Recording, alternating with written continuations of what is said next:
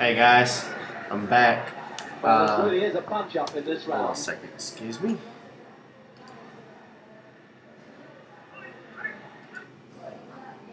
Watching a boxing fight.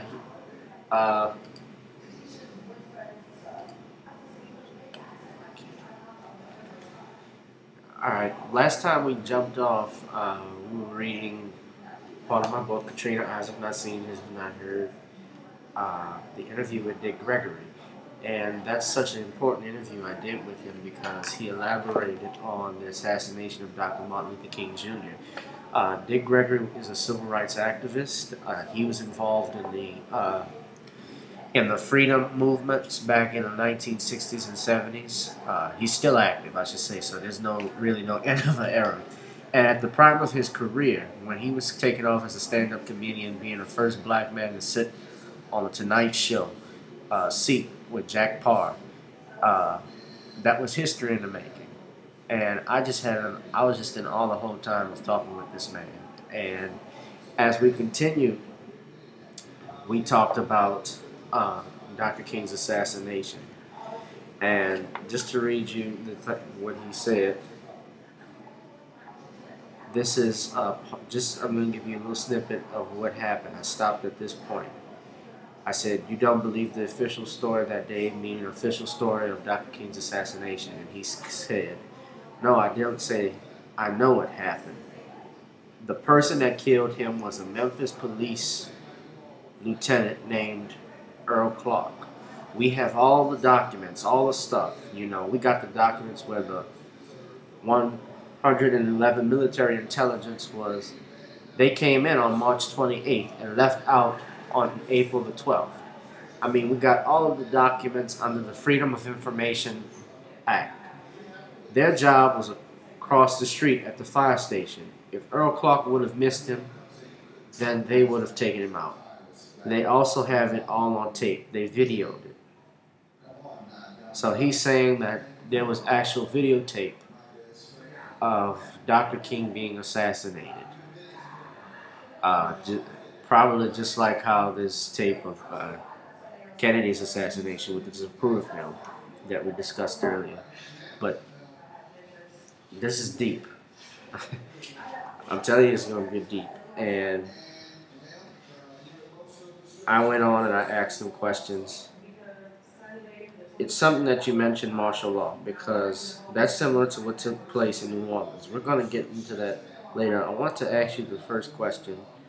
And he said, "Well, before you do that, let me ask you something. How old are you?" "I'm 21. Have you driven across the state of Louisiana?" "I've driven across a couple of times." "Okay, did you see all of the oil wells all over the state?" "Pay attention to all the oil wells.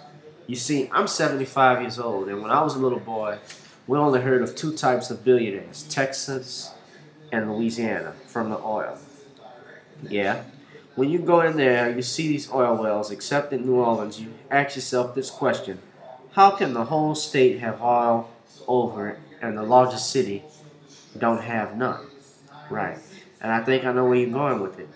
There's more oil under that ground than they have in Kuwait. As a matter of fact, 70-something years ago, there was a big debate. Would New Orleans become the oil capital of the world, or would Houston win out?" "Houston won out." "Yep. That was just in the news."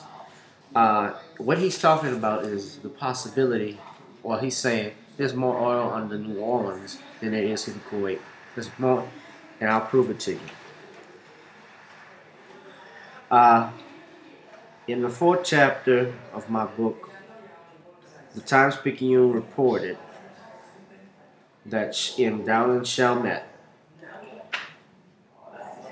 which is in St. Bernard Parish, that there was oil drilling approved by the council, by the city council.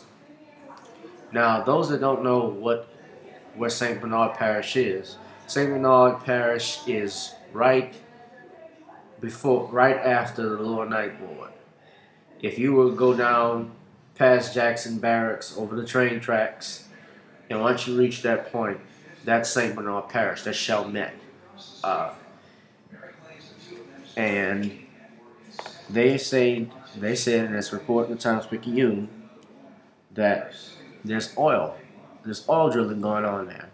So, if there's oil drilling going on in New Orleans, I'm sorry, oil drilling going on in St. Bernard Parish, what's the possibility that there's oil underneath the city?